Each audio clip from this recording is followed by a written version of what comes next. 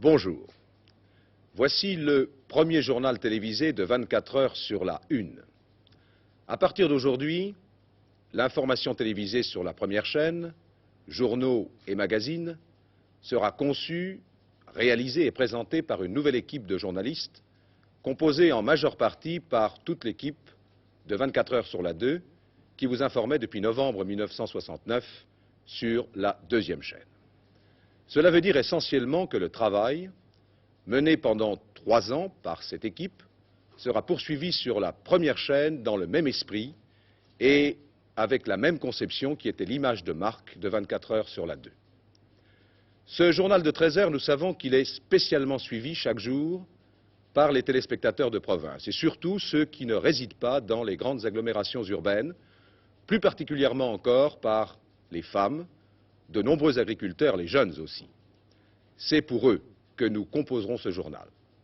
À 13 heures, nous ferons le point sur l'actualité importante du jour. Puis, de 13h15 à 13h30, des reportages magazines. Le lundi, plus spécialement pour les femmes, leur place dans la société française d'aujourd'hui, leurs préoccupations à travers la famille, leur profession, la vie économique et sociale. Le mardi, la vie moderne et surtout le développement de vos régions, l'aménagement de notre territoire, le monde des affaires.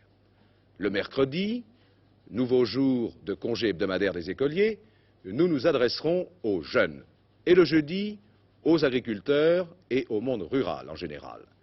Le vendredi, nous parlerons des loisirs, de plus en plus variés aujourd'hui. Et le samedi, nous nous efforcerons de promouvoir les plus importantes manifestations culturelles et artistiques des grandes villes de province. Et nous terminerons à 13h35 en direct de la bourse par les grandes tendances de l'activité boursière. Voilà les grandes lignes de notre programme pour cette édition de la mi-journée. Nous souhaitons que dans les jours à venir, vous soyez nombreux à nous faire part à ce sujet de vos réactions, de vos observations et de vos critiques. Cela nous permettra de mieux adapter notre travail à ce que vous attendez de votre télévision. Sans plus tarder, les principaux événements du jour. Eh bien, tout de suite Munich, les Jeux Olympiques se terminent maintenant et le principal dossier du jour sera consacré, bien entendu, au bilan de ces Jeux 1972. Ils auraient dû être parmi les plus brillants de la 20e Olympiade, ils ont été les plus tragiques et marqués de fréquents incidents. Le dernier en date relevant, semble-t-il, d'un canular. Hier au soir, lorsque tout dormait, des détonations ont soudain retenti dans le village olympique et aussitôt, la police prenait place, bouclant les entrées du village et empêchant même les journalistes de pénétrer. Selon les témoignages, les coups de feu ou les pétards avaient été tirés du toit du pavillon des athlètes français, mais les policiers n'ont trouvé aucune trace de douille ou d'impact et après quelques heures d'émotion, l'incident était considéré comme clos.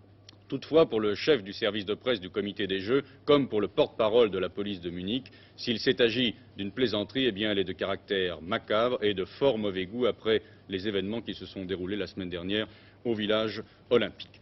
Aujourd'hui, à Munich, donc, en attendant la clôture, ce soir, il y a encore une épreuve. Elle a commencé ce matin.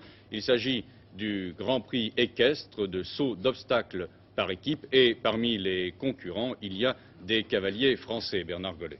Oui, les Français sont présents, bien entendu, mais cette finale par équipe devrait se traduire par une empoignade entre deux équipes qui flottent au-dessus du lot, l'Allemagne de l'Ouest et la Grande-Bretagne. Les Britanniques, sur qui on ne savait pratiquement rien, se révèlent être des favoris de choix, puisque par leur isolement, ils permettent de supposer qu'ils ont une valeur, disons, supérieure. Ceci pour les 2 premières places. Pour la 3e, c'est-à-dire la médaille de bronze, on ne peut que penser aux Américains et aux Italiens qui ont brillé en individuel. L'équipe de France ne peut prétendre à une médaille, bien sûr, puisque Roquette est forfait, mais par contre Ulpienne, sur qui on ne comptait plus, peut effectuer un très bon parcours. N'oublions pas les noms de l'équipe de France: Marcel Rosier, Pierre Durand, Hubert Parot et Marc Dequet. La 2e manche commencera à 15h30 pour se terminer à 18h30, heure à laquelle commencera la cérémonie de clôture. Bien, pour l'instant, en tout cas, la France a donc 13 médailles, dont 2 médailles d'or, 4 médailles d'argent et 7 de bronze. Nous nous trouvons à la 17e place pour les médailles d'or, à la 14e place pour le total, bien loin, bien sûr, derrière l'Union soviétique et les États-Unis, mais il faut quand même tenir compte de la population des différents pays. Bien sûr, et tout d'abord, voyons un panneau comparatif du nombre des médailles pour les 5 pays qui sont en tête. Présents à Munich, vous constaterez que l'URSS arrive en tête avec 99 médailles, les États-Unis n'arrivant qu'à la 2e place avec 93 médailles. Il faut dire que les Américains ont un peu déçu en athlétisme cette année, discipline où les Soviétiques ont brillé notamment dans les concours avec leurs athlètes féminins. 2e panneau à présent, l'URSS, les États-Unis et l'Europe des 10. Pour ce bilan des médailles, nous avons tenu compte de la population et vous constaterez que les chiffres sont comparables. 280 millions d'habitants pour l'Europe des 10, elle arrive en tête avec 100 médailles, 240 millions d'habitants pour l'URSS, 99 médailles, et pour 203 millions aux États-Unis, s'en sortent avec 93 médailles. Troisième et dernier panneau, et ceci pour parler de la France, les 5 premiers de l'Europe de l'Ouest, pays bien entendu comparables entre eux, 104 médailles au total avec une très large domination de l'Allemagne de l'Ouest, dont on peut dire qu'elle a fait pratiquement tout le travail. 13 médailles pour les Français, c'est un peu moins que Mexico. En tout cas, cela confirme tout à fait une régression du sport français depuis Mexico, surtout en natation, où nous n'avons pas brillé. Je voudrais ajouter que 35 records du monde ont été battus au cours de ces Jeux de Munich. Bien, pour M.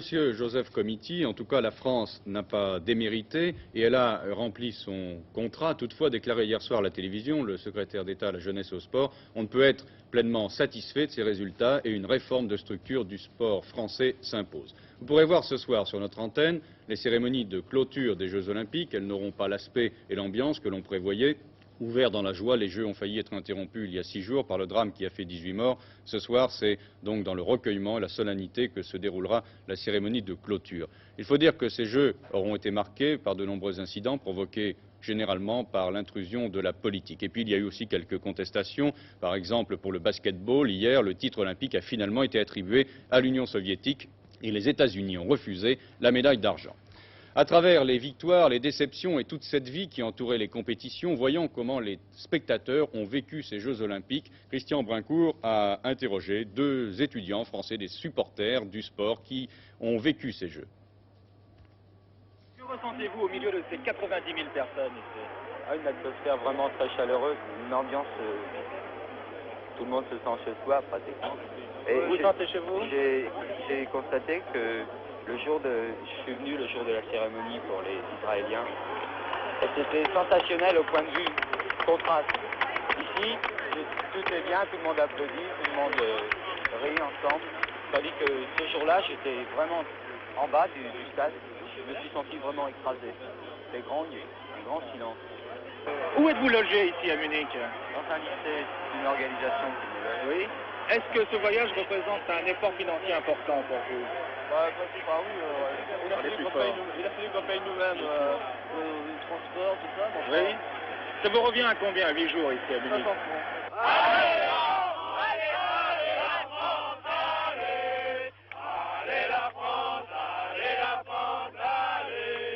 Une seconde. Vous êtes venu d'où? De Tours. Vous êtes venu de Tours, vous êtes ici depuis longtemps? Nous sommes partis de Tours le 15 août. Nous sommes passés par Berlin pour arriver aux Jeux Olympiques le 25 août au soir. Racontez-moi vos jeux. Jeux formidables, ambiance sensationnelle, organisation parfaite. Nous sommes enchantés en général de tout ce qui s'est passé. Moi, ce qui m'a particulièrement impressionné, c'est la bonne ambiance et comment dirais-je, ce que nous avons ressenti avec les Allemands. Moi, c'est sensationnel en général. Aussi bien avec la DDR qu'avec les Noirs, surtout avec les Noirs. Moi, j'ai trouvé ça extraordinaire. Et qu'est-ce qui vous a le moins plu? Tout est sensationnel. Vous avez crié plus fort que tout le monde. Un hommage tout particulier à Bobin, que je tiens ici à remercier, malgré toutes les amertumes qu'on peut avoir ressenties sur l'équipe de France d'athlétisme. Bravo Bobin quand même. Des Jeux Olympiques merveilleux pour vous tous. Vous serez à Montréal? Oui.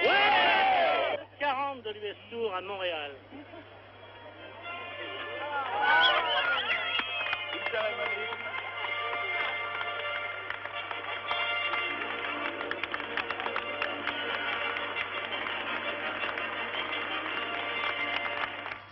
Pour ces supporters, le sport est resté la principale des préoccupations. Mais sur le plan politique, les conséquences du drame de Munich sont toujours inquiétantes. Ce matin, on signale des mouvements à la frontière libanaise et à proximité des lignes du cessez-le-feu sur le Golan. Il y aurait même déjà eu des coups de feu.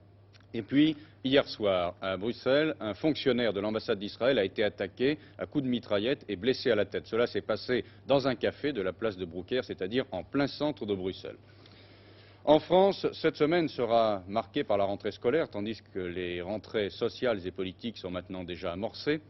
Demain soir, sur notre antenne, l'émission à armes égales opposera messieurs Alain Perfit, UDR, et Georges Marchais, Parti communiste. En prélude à cette émission, un sondage a été effectué par la Sofres. J'en retire 2 chiffres assez significatifs.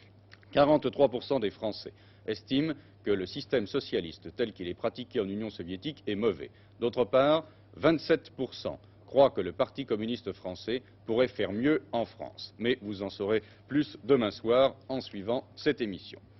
Jeudi, ils seront 10 millions de 2 à 20 ans à reprendre le chemin de l'école, du lycée, du collège. Et ce matin, le ministre de l'Éducation nationale, M. Fontanet, répondait aux questions des journalistes, pour nous, à celles de Dominique Lory. Eh bien, dans la maternelle, qui, je le rappelle, n'est pas un enseignement obligatoire, mais qui est très attendu, très désiré, il sera possible d'accueillir cette année 64 000 enfants de plus. Et nous allons franchir le cap des 2 millions. D'autre part, il sera possible, grâce à un effort de construction supplémentaire, de diminuer de 50 à 45 l'effectif maximum des classes pour les enfants de 5 à 6 ans. Mais vous avez toujours des difficultés, notamment dans les zones rurales, pour l'accueil. Une commission composée d'élus et de pédagogues est en train d'étudier les moyens de résoudre ce problème, dû au fait que les effectifs sont souvent très clairsemés. Dans le primaire? Dans le primaire, les effectifs sont stables. Mais le problème est que, du fait des mouvements de population et du développement des quartiers urbains, il faut malgré tout construire des écoles supplémentaires, les enfants n'étant plus toujours là où ils étaient il y a quelques années. Et cet effort est considérable puisque nous sommes obligés, à effectif constant, de construire 200 000 places de plus cette année. Il y a un problème, c'est la formation des maîtres. Exactement. Vous savez qu'actuellement, les maîtres, les instituteurs, ont droit à une formation continue. Et sur 6 ans, tous pourront recevoir cette formation continue grâce à des stages. Est-ce que vous ne pensez pas que 6 ans, c'est peut-être un peu long? Oui, mais c'est déjà un énorme effort qui suppose, dès cette année, la possibilité d'accroître encore le nombre des remplaçants qui doivent bien évidemment occuper la chaire de l'instituteur pendant qu'il est en stage de formation continue. Pour ces instituteurs remplaçants, nous prenons cette année une mesure très importante.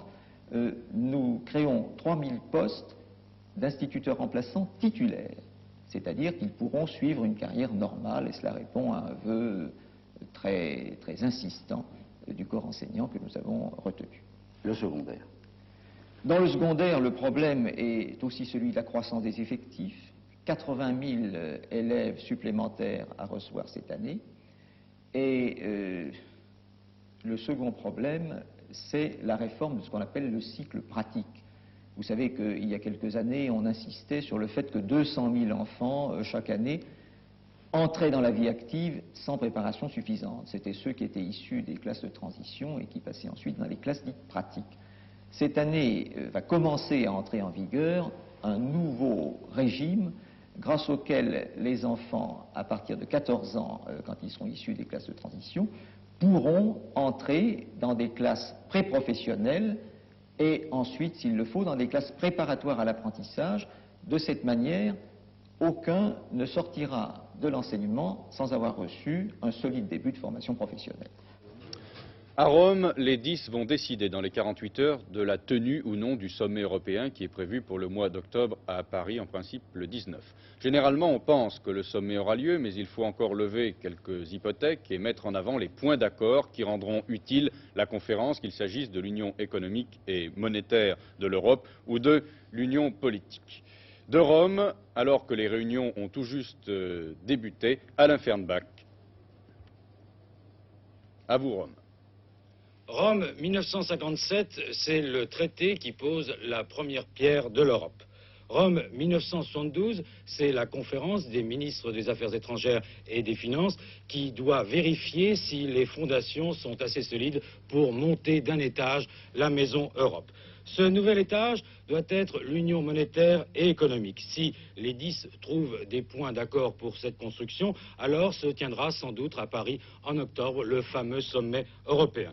L'initiative de ce sommet, vous le savez, revient au président Pompidou, mais le président de la République française l'a dit et redit, non à un sommet où il n'y aurait que des bavardages, oui à un sommet où chacun viendrait avec des propositions concrètes qui seraient acceptables par tous. Aujourd'hui, devant la montée des prix et devant les incertitudes des élections américaines, les 10 peuvent trouver à Rome 2 points d'accord.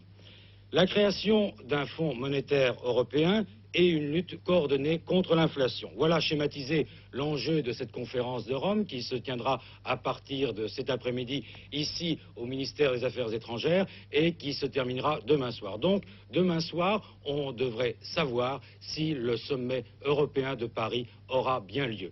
Ici, Rome, 24 heures sur la une. Nous verrons tout à l'heure à la Bourse ce que l'on attend de la réunion des ministres des Finances à Rome.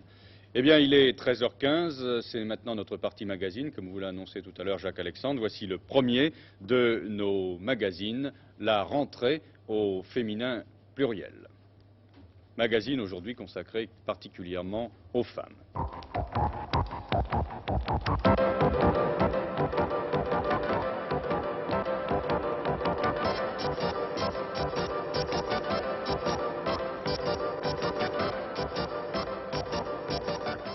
La rentrée.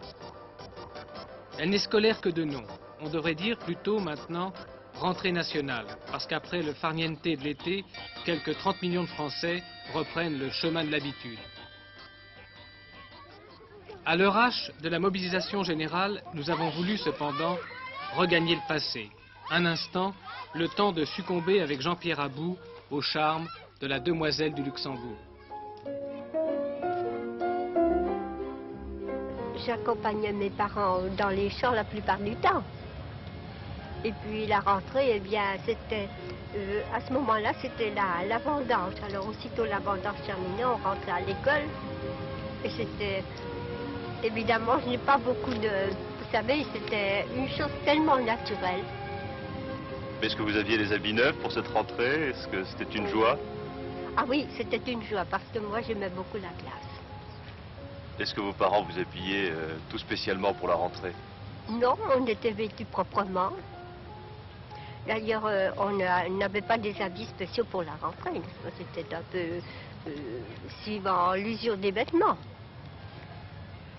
Est-ce que vous avez des souvenirs de vos premiers cours en classe avec votre instituteur ou votre institutrice?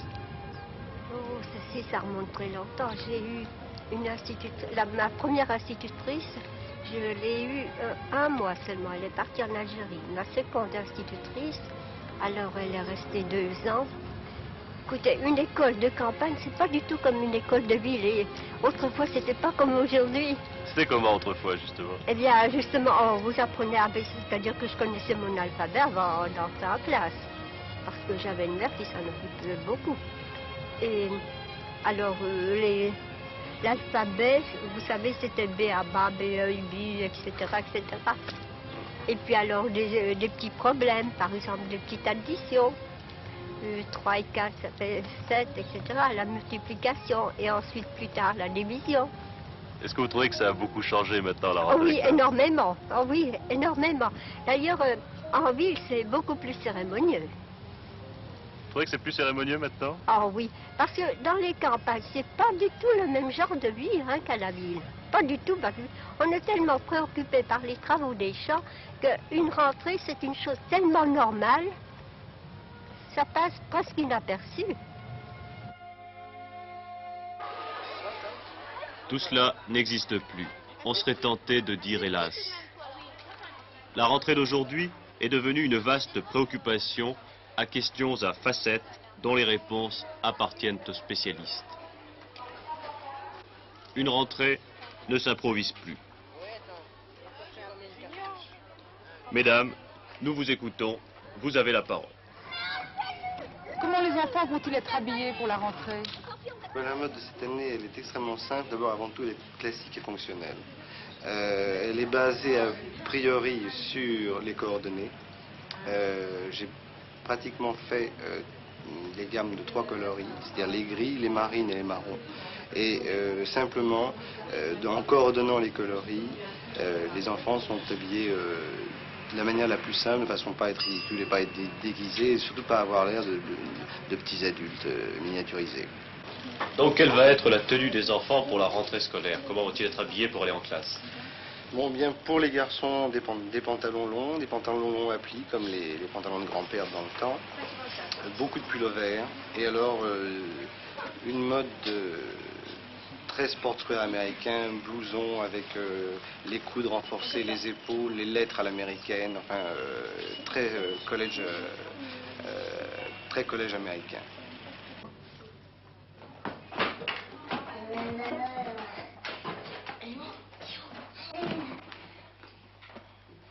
Existe-t-il des vêtements qui soient lavables à la maison, qui sèchent rapidement, qui soient amples et confortables pour que les enfants puissent avoir des activités normales d'enfants et vivre leur vie d'enfant à l'intérieur de ces vêtements chaque jour de l'année pendant au moins une saison? C'est la question habituelle, la question de chaque année. Évidemment, ça existe. Je ne peux pas répondre que ça n'existe pas. Aujourd'hui particulièrement, nous avons dans les collections, en ce qui concerne les pullovers, nous employons des matières et des fibres telles que la laine mélangée à des matières acryliques, et ça passe parfaitement au lavage. Ce sont même des matières qui sont même fantastiques, dont les mères ont beaucoup de satisfaction. Quant aux vêtements qui ne s'usent pas, je pense que les vêtements on les jette avant qu'ils s'usent, parce que les enfants grandissent et au bout d'une saison, de toute façon, on ne peut plus les porter.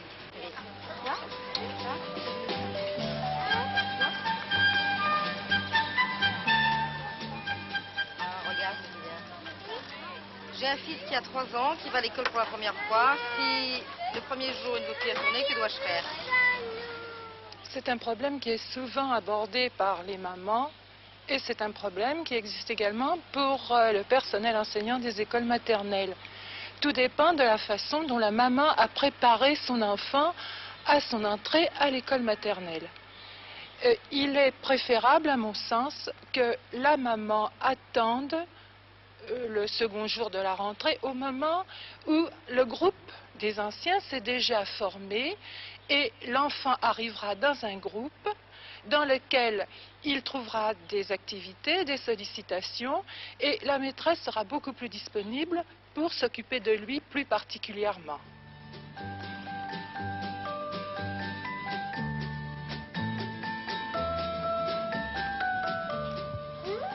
Maman, on peut s'amuser à l'école? Est-ce qu'on a le droit de s'amuser à l'école? C'est une question bizarre parce qu'à l'école on joue. Je ne vois pas pourquoi on donnerait de l'école, et surtout de l'école maternelle, l'image d'un endroit où l'on marche à la baguette. C'était bon, et encore, est-ce que c'était bon il y a 50 ans? Je ne pense pas. Mais chez nous, les enfants sont libres. Leur liberté est limitée évidemment par celle du voisin. Ils sont libres, ils jouent quand ils en ont envie. Et ils travaillent aussi. Mange mon canard. Mange. Alors le lait, Rien du tout? Pourquoi rien du tout? Alors le pain. Pourquoi, chérie? Tu n'as pas faim? Non. Allez, un petit peu. Que doit-on faire lorsqu'un enfant ne veut pas déjeuner le matin? Si l'enfant a faim et désire manger, qu'il mange. S'il ne désire pas manger, qu'on ne le harcèle pas, avec cette prétendue nécessité d'introduire quelque chose de chaud dans l'estomac avant de partir à l'école. Par contre, il peut être bon de mettre dans le cartable de l'enfant une pomme, un petit sandwich, quelques gâteaux secs qu'il mangera certainement avec plaisir à l'heure de la récréation. Mais il est formellement contre-indiqué d'obliger un enfant à prendre son petit déjeuner s'il n'a pas faim. Est-il vraiment nécessaire de donner des vitamines aux enfants à longueur d'année, en tous les cas en hiver? L'alimentation d'un enfant d'âge scolaire est suffisamment riche en vitamines. Il est indispensable de donner de la vitamine D aux petits nourrissons à cause de la menace de rachitisme. L'enfant d'âge scolaire n'en a pas besoin. Quant à la vitamine C, dont l'absence est responsable du scorbut, elle est présente dans tous les aliments frais, fruits ou salades que tout enfant arrive à manger peu ou prou dans son alimentation. Combien d'heures de sommeil sont nécessaires à un enfant qui va en classe? Ça varie avec l'âge. Le petit enfant a besoin d'un nombre plus grand d'heures de sommeil que le grand enfant. Et puis, tous les gens n'ont pas le même besoin de sommeil. Mais enfin, on peut admettre que pour un enfant, par exemple, de 6 ans, 9, 10 heures de sommeil représentent un minimum et que certains ont besoin de dormir un peu plus. Chez les plus grands, bien entendu, ce sera fonction du travail qu'ils auront à faire mais il faudra peut-être éviter que de trop longues stations devant le poste de télévision ne finissent par reculer trop l'heure du coucher, et un enfant qui n'a pas assez dormi dans la nuit dort automatiquement le lendemain matin à l'école, ce qui n'est peut-être pas très désirable.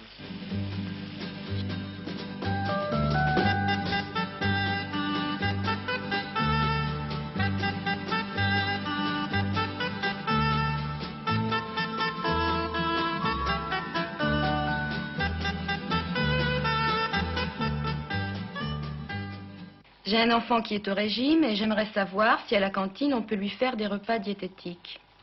Je crois qu'il y a deux choses à considérer. Il y a l'enfant qui est pensionnaire dans un établissement, c'est-à-dire dans un collège d'enseignement secondaire, un lycée. Dans ce cas, il convient de savoir au préalable, avant l'inscription, dans quelle mesure l'établissement est en mesure de respecter le régime imposé à l'enfant. En ce qui concerne la cantine de l'école élémentaire, les choses sont généralement beaucoup plus délicates. Comment la maîtresse pourra-t-elle s'occuper de mon enfant s'il y en a 40 dans la classe? Eh bien, je dois dire, n'est-ce pas, que les classes ont des effectifs qui vont en diminuant. Et il y a des normes. Les classes les plus difficiles, les plus délicates, ont les normes les moins élevées. C'est ainsi qu'au cours préparatoire, passage de la maternelle à l'école élémentaire, il n'y a que 25 élèves par classe. Puis 30-35 dans le primaire. Et puis 35 dans le premier cycle et 40 dans le second cycle. Eh bien, je dis que si encore on peut réaliser des améliorations en ce domaine, elles sont, ces classes, moins nombreuses qu'elles n'étaient autrefois. Donc il y a une amélioration qui est à poursuivre.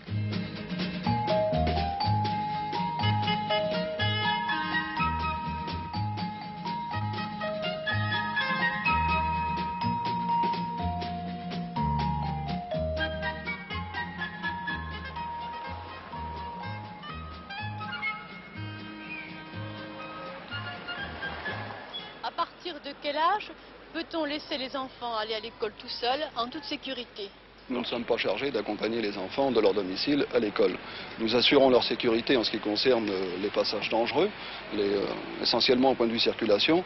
Par contre, il est certain que si une contractuelle ou un agent obtient des renseignements sur des individus suspects fréquentant les abords d'une école, il ne manque pas de renseigner leur chef de service qui prend à ce moment-là toutes dispositions utiles. C'est ça. Et grâce à ces dispositifs, à la sortie des écoles, est-ce qu'il y a eu moins d'accidents? Eh bien, depuis que ces dispositions sont mises en place, on assiste à une assez nette diminution des accidents. Notamment depuis 1970, nous n'avons déploré aucun accident mortel. Et pour l'année scolaire 71-72, nous avons constaté simplement une quinzaine d'accidents légers, sans gravité.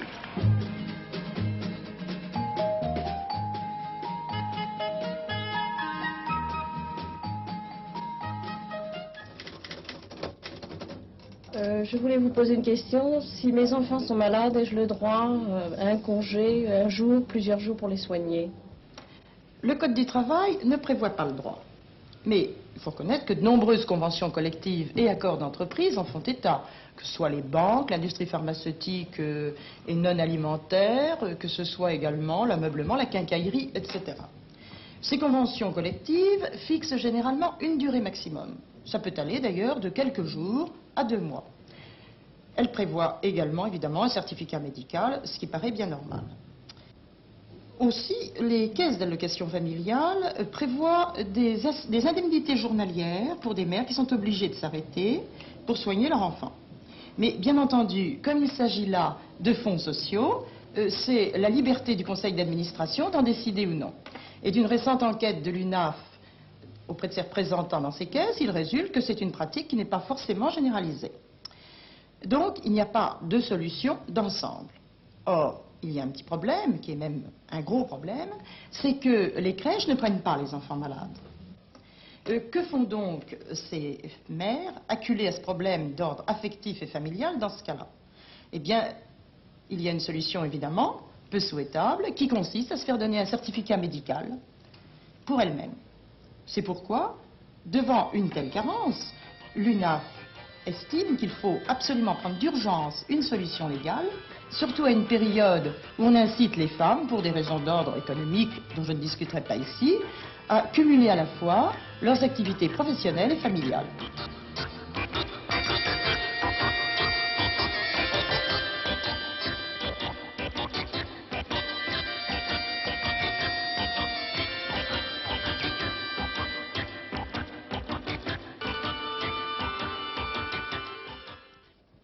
Eh bien, au cours de la semaine, à 13h15, pour notre magazine, d'autres aspects de la rentrée seront abordés pour vous. Nous allons maintenant retrouver Michel Tardieu à la Bourse. Je pense que l'on suit de près à la Bourse la réunion des ministres des Finances du marché commun à Rome. Michel Tardieu.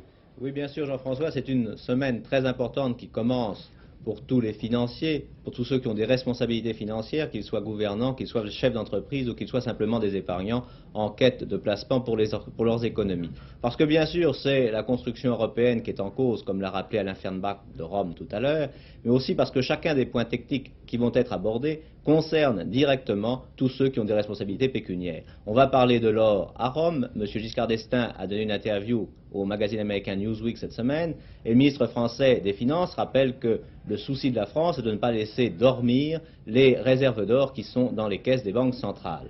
Or, les Allemands et les Américains ne sont pas du tout d'accord là-dessus avec les Français. Ils voudraient au contraire qu'on réduise le rôle de l'or, et en tout cas, ils ne sont pas d'accord pour que la France puisse obtenir dans l'intérieur de l'Europe une réévaluation du prix de l'or. Il y a encore ce vieux problème qui est la flexibilité des monnaies. Les Anglais continuent de faire flotter leurs livres et les Français ne sont pas d'accord. Et les Américains, eux, souhaiteraient plutôt qu'on aille vers des fluctuations plus fréquentes et plus souples des monnaies. Donc là-dessus encore, on va discuter beaucoup. Mais il n'y a pas simplement les discussions entre l'Europe et les États-Unis. D'ailleurs, je crois qu'on pourrait quand même commencer à balancer les cours de la bourse, à balayer les tableaux, parce que nous n'avons pas beaucoup de temps. Et vous voyez que la bourse est plutôt réservée, précisément en raison de toutes les discussions qui vont se faire à Rome. En effet, les Européens, entre eux, ne sont pas bien d'accord non plus. On espérait que l'initiative française de demander d'étudier la coopération contre l'inflation, on espérait que cette initiative allait permettre de rapprocher les points de vue. Eh bien, il semble bien ce matin que, entre l'Allemagne et la France, par exemple, on ne soit pas tout à fait d'accord, même sur les façons de combattre l'inflation. Du côté français, où le budget est en parfait équilibre, alors que dans les autres pays, il est beaucoup plus en déficit qu'en France, du côté français, on dit la première mesure à prendre pour lutter contre l'inflation, c'est d'équilibrer le budget. En Allemagne, au contraire, où le budget est en déficit, mais où la politique monétaire est peut-être un peu plus stricte, on dit pas du tout, ce n'est pas d'équilibre du budget qui est la première chose à faire. La première chose à faire, c'est d'essayer de resserrer un petit peu la politique monétaire pour ralentir la création monétaire, peut-être en augmentant les taux du crédit ou en réduisant le crédit. Autant de discussions donc qui vont occuper les experts pendant 2 jours à Rome et qui tiennent tous les financiers en haleine. On a signalé que les banques françaises viennent d'augmenter le taux de base qu'elles font à leurs clients de 0,20%. Elles ont précisé que ça ne serait pas répercuté sur les crédits d'équipement ni sur les crédits à l'exportation. Je crois qu'on doit vous rendre l'antenne. J'espérais pouvoir vous passer les SICAV, car aujourd'hui nous avions des SICAV à vous placer, mais vous avez vu. Je signalerai en tout cas pour finir que l'or est en légère hausse. Ici, la Bourse de Paris. À vous, Jean-François Robinet. Eh bien, pour terminer avec un chiffre, ce sera le chiffre 13. 13 médailles pour la France aux Jeux Olympiques 72. C'est en effet définitif, il n'y en aura pas de plus. Les cavaliers français viennent d'être éliminés du concours du saut d'obstacles par équipe ce matin même au stade olympique de Munich. Aujourd'hui, 11 septembre, si vous vous appelez Vinciane ou Adelphes, eh bien c'est votre fête. Sur votre calendrier, vous trouverez d'ailleurs plutôt le prénom d'Adelphes. Il fut, après 643, le 3e abbé du monastère colombaniste de Saint-Mont, près de Remiremont, dans les Vosges, et il est mort à Luxeuil, un 11 septembre, justement, après 670. Merci de votre attention. 24 heures sur la Une vous donne rendez-vous à 19h45. Bon après-midi.